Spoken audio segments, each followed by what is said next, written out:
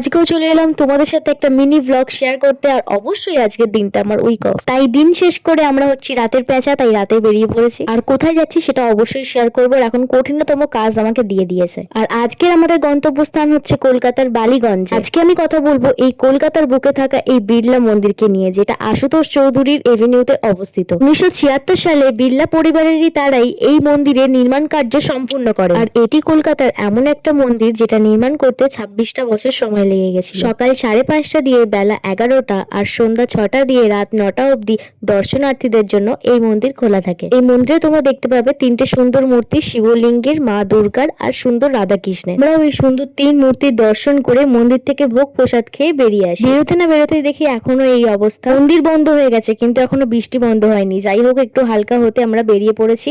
আজকের মতো মিনি ব্লগটা এতটাই। দেখা হবে নেক্সট কোনো ভিডিও। সবাই ভালো থেকো, সুস্থ থেকো, সবাইকে ভালো রেখো। টাটা।